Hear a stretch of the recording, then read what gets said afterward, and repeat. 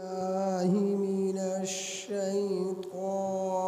الرجيم. بسم الله الرحمن الرحيم.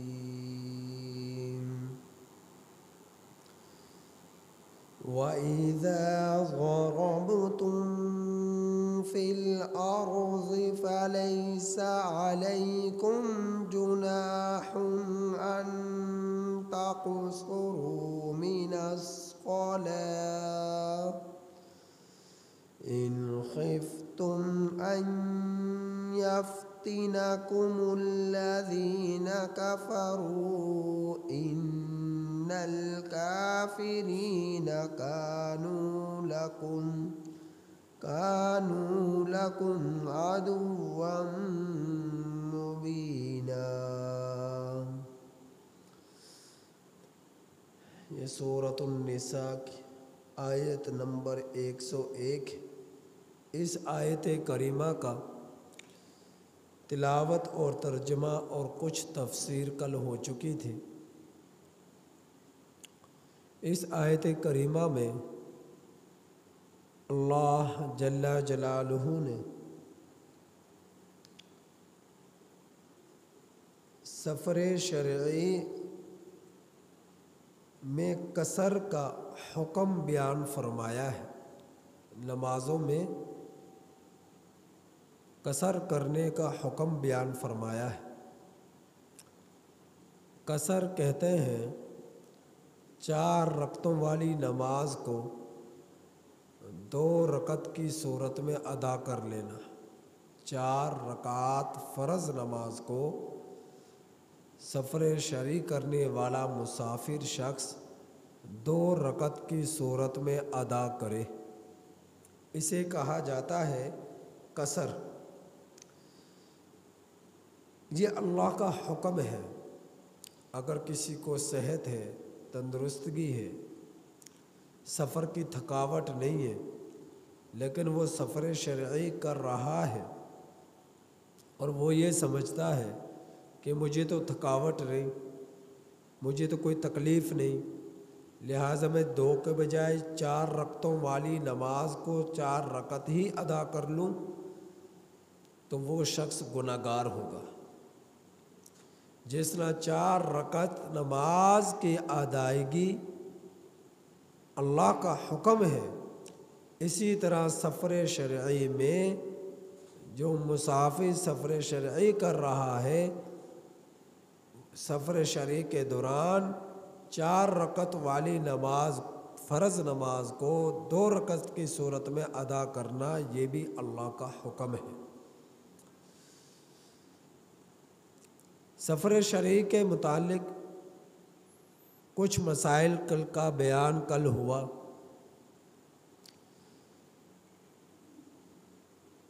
تفصیل کے ساتھ تو کچھ مسائل کا ذکر کرنا ضروری سمجھتا ہوں مزید، کہ جو شخص سفر شرعی کر رہا ہے، سفر شرعی کے دوران شہر کی حدود سے نکلنے کے بعد اور شہر یا گاؤں یا دیہات جو ایک شہر کے اندر شامل ہیں، تو اس شہر کے آخری گھر کچا ہو یا پکا ہو،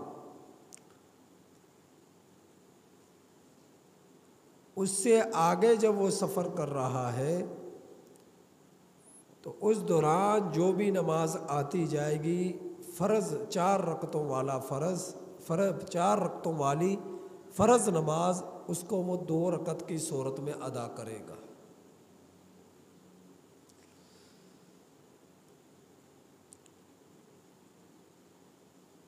اور اس دوران جب تک وہ اپنے شہر کی حدود میں شامل نہیں ہو جاتا، واپسی تک، اس وقت تک وہ قصر ہی کرے گا نمازوں میں. ایک مسئلہ تو یہ ہو گیا. جیسے اپنے شہر کے حدود شامل ہوئی اور کسی بھی نماز کا وقت شروع ہوا تو اس میں وہ مقیم ہو جائے گا اور پوری نماز پڑھے گا۔ اگر سفر کے دوران کسی شخص کی نمازیں قضا ہو گئی، اب وہ سفر مکمل کر کر اپنے گھر واپس لوٹ آیا، اپنے شہر میں، اپنے اصلی گھر میں، اب وہاں بھی جو سفر کے دوران اس کی نمازیں قضا ہوئی ہیں، تو چونکہ سفر شرعی میں اس کا 2 رکعتیں پڑھنے کا اس کے لیے حکم تھا، تو قضا 2 رکعت کی صورت میں ہی کرے گا، 4 رکعتوں کی صورت میں نہیں کرے گا۔ اور اگر کسی شخص کی مقیم ہونے کی حالت میں، مسافر نہیں تھا، اپنے گھر میں تھا، اپنے شہر میں تھا، اس دوران اس کی نمازیں کچھ قضا ہوئی اور سفر میں وہ تھا اور سفر میں اسے یاد آیا میری کچھ نمازیں رہ گئی تھی، تو سفر شرعی میں وہ ان نمازوں کی قضا کرنا چاہتا ہے، تو ان نمازوں کی 4 رکعتوں والی نماز کی کل 4 رکعت ہی کی صورت میں قضا کرے گا، 2 رکعت کی صورت میں قضا نہیں کرے گا، کیونکہ اس کے حالت مقیم ہونے کی حالت میں اس کی یہ نماز قضا ہوئی تھی اور وہ 4 رکعت اس پر پڑھنا لازم تھا، تو اب 4 رکعت کی صورت میں ہی، چاہے وہ مسافر ہے، سفر شرعی کر رہا ہے، تو وہ 4 رکعت کی صورت میں ہی اس کی قضا کرے گا۔ اور سفر شرعی کے دوران اگر سفر کے دوران نمازیں قضا ہوئی، کوئی 4 رکعتوں والی تھی، 2 رکعتیں پڑھنا اس پر ضروری تھا، جیسے ظہر عصر ہے، عشاء کی نماز ہے، اب وہ گھر میں واپس لوٹ آیا سفر کر کر، اب وہ گھر میں آ کر ان نمازوں کی قضا کرنا چاہتا ہے، تو 2 رکعت کی صورت میں قضا کرے گا، 4 رکعت کی صورت میں قضا نہیں کرے گا۔ ایک مسئلہ تو یہ آ گیا۔ دوسرا مسئلہ کہ یہ مسافر حالت سفر میں نماز پڑھ رہا ہے جماعت کے ساتھ، اب اس کی 2 صورتیں، یا تو یہ مسافر نماز پڑھا رہا ہے امام بن کر، یا یہ مسافر نماز پڑھ رہا ہے مقتدی بن کر۔ اگر یہ مسافر امام بن کر نماز پڑھا رہا ہے تو اس صورت میں یہ 4 رکعتوں والی نماز میں 2 رکعت پر سلام پھیر دے گا، یہ 4 رکعتیں نہیں پڑھائے گا، 2 رکعات پڑھائے گا، 4 رکعتوں والی نماز کی 2 رکعات نماز پڑھائے گا، جیسا کہ ظہر ہے، عصر ہے، عشاء ہے، 2 رکعت پر وہ سلام پھیر دے گا، اس کی نماز یہ فرض مکمل ہو گئی۔ لیکن جو اس کے پیچھے مقیم لوگ ہیں، اگر تو اس کے پیچھے کچھ مسافر بھی ہیں تو وہ بھی 2 رکعت پر سلام پھیر دیں گے، لیکن جو مقیم لوگ ہیں، مسافر نہیں ہیں، اس علاقے کے ہیں، اس محلے کے ہیں، وہ اس مسافر کے پیچھے نماز پڑھ رہے ہیں، تو وہ 4 رکعت والی نماز کو 4 رکعت کی صورت میں ہی مکمل کریں گے، 2 رکعت پر وہ سلام نہیں پھیریں گے، اور بقیہ اپنی 2 رکعات وہ جو پوری کریں گے وہ مقتدی کی صورت میں، مقتدی کی طرح ہی مکمل کریں گے، کہ جس طرح مقتدی امام کے پیچھے خاموش کھڑا رہتا ہے قیام کے اندر، اسی طرح وہ مقیم لوگ پیچھے خاموش کھڑے رہیں گے اور اپنی 2 رکعتیں خاموشی کے ساتھ مکمل کریں گے۔ باقی رکوع سجدے کی تسبیحات جس طرح عام حالات میں پڑھی جاتی ہیں تو اس صورت میں بھی پڑھی جائیں گے، بس قیام کی قرات جو ہے وہ نہیں وہ کرے گا، خاموشی کے ساتھ 2 رکعتیں جو رہ گئی وہ مقیم لوگ وہ مکمل کر لیں گے، مقیم لوگ وہ مکمل کر لیں گے۔ لیکن اگر یہ مسافر نماز پڑھ رہا ہے مقیم امام کے پیچھے، مقیم امام کے پیچھے، جو مسافر نہیں ہے، سفر شرعی جس نے نہیں کیا، اس کے پیچھے مسافر نماز پڑھ رہا ہے، مقیم کے پیچھے مسافر نماز پڑھ رہا ہے، تو اب مقیم نے تو 4 رکعتوں والی نماز کو 4 رکعت ہی پڑھانا ہے، تو مسافر جو ہے وہ 2 رکعتوں پر سلام نہیں پھیرے گا مقیم کے پیچھے، بلکہ وہ اپنی 4 رکعات ہی مکمل کرے گا امام کے ساتھ۔ وہ 2 رکعت پر سلام نہیں پھیرے گا، بلکہ وہ 4 رکعت امام نے پڑھائی ہے تو 4 رکعات ہی مسافر پڑھے گا اگر مقیم امام کے پیچھے وہ نماز پڑھ رہا ہے،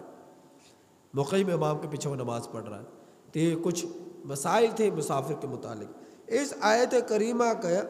آخری حصہ ان خفتم ان یفتنکم الذین کفروا، اگر تم خوف کرو اس بات کا کہ تم لوگ ستائے جاؤ گے، پریشان کیے جاؤ گے، فتنے میں ڈالے جاؤ گے، فتنے میں ڈالیں گے وہ لوگ جو کافر ہیں، وہ پریشان کریں گے، تمہیں تکلیف دیں گے، تمہیں ایذا پہنچائیں گے، تمہیں قید میں ڈالیں گے، تم پر حملہ کریں گے، تمہیں زخمی کریں گے۔ اگر ایسی کوئی صورت ہے تو اس صورت میں یہ جو قید ہے یہ اتفاقی ہے، اس صورت میں بھی تم اپنی نماز کو قصر کر کر پڑھو گے، اپنی نماز میں قصر کرو گے، اور اس صورت میں سفر شرعی ہو یا نہ ہو تو قصر وہ پڑھیں گے۔ اس کے احکامات تفصیل سے آ رہے ہیں، قصر کس طرح کریں گے، اگلی آیت کریمہ میں اس کے احکامات تفصیل سے آ رہے ہیں۔ تو لیکن یہ قید اتفاقی ہے، اس سے یہ بات نہیں ہے کہ قصر صرف تبھی کرو گے جب امن خوف ہوگا، امن ہو، سلامتی ہو، اس وقت قصر نہیں کر سکتے ہو نمازوں میں، تو خوف ہوگا تبھی قصر کرو گے۔ تو یہ خوف کی قید جو ہے یہاں پر اتفاقی ہے، امن ہو، سلامتی ہو، سفر شرعی ہو تب بھی قصر کرے گا، اور اگر خوف ہو تب بھی وہ اپنی نماز میں قصر کرے گا۔ دشمن کا خوف ہے، تکلیف پہنچنے کا خوف ہے، جانور کے کھا جانے کا خوف ہے، جنگلی جانور ہیں ان کا خوف ہے، تو اس صورت میں بھی کیا کریں گے، قصر کریں گے۔ اور لیکن خوف کے حالت میں قصر کی تفصیل کیا ہے وہ اگلی آیت کریمہ میں صلاۃ الخوف کے احکامات تفصیل سے آ رہے ہیں۔ قربان جاؤں حضرات صحابہ اکرام رضی اللہ تعالیٰ عنہم اجمعین کی زندگیوں پر، ہم لوگوں کی نمازیں تو نمازیں نہیں ہیں، نام کی نمازیں، ان کی نمازیں ایسی ہوا کرتی تھی، خوف نام کی تو کوئی چیز ہی ان کے اندر نہیں تھی، خوف نام کی تو کوئی چیز ہی ان کے اندر نہیں تھی۔ حضرت عبداللہ بن زبیر رضی اللہ تعالیٰ عنہ حرم کعبہ میں نماز پڑھ رہے، لیکن ایسی کیفیت تھی نماز پڑھنے کی کہ جس طرح کہ ایک درخت ایک جگہ پر پوری طرح سکونت اختیار کرتا ہے، اس میں حرکت نہیں ہوتی کہ پرندے آتے آ کر بیٹھ جاتے، تو حضرت عبداللہ بن زبیر رضی اللہ تعالیٰ عنہ حرم شریف میں نماز پڑھا کرتے تھے، اور ان کے اوپر کبوتر آ کر بیٹھ جایا کرتے تھے، اور کبوتر حالانکہ بڑا چست چالاک اور سمجھدار پرندہ ہے، سمجھدار پرندہ ہے، لیکن حضرت عبداللہ بن زبیر رضی اللہ تعالیٰ عنہ کے نماز کی حالت اور کیفیت یہ ہوا کرتی تھی کہ کبوتر ان کے اوپر آ کر بیٹھ جایا کرتے تھے۔ اس قدر جسم میں حرکت نہیں، کپڑوں میں حرکت نہیں ہے، ادھر ادھر دیکھ نہیں رہے، پوری طرح جسم ایک لکڑی کے مانند، دیوار کے مانند ایک جگہ پر کھڑا ہے، اس قدر یکسوئی کے ساتھ۔ حضرت علی رضی اللہ تعالیٰ عنہ کے متعلق آتا ہے کہ ان کو ایک مرتبہ تیر لگا، ایک مرتبہ تیر لگا، اور وہ ایک سمت سے دوسری سمت سرایت کر گیا۔ اب پریشان کہ تیر کو نکالا کس طرح جائے،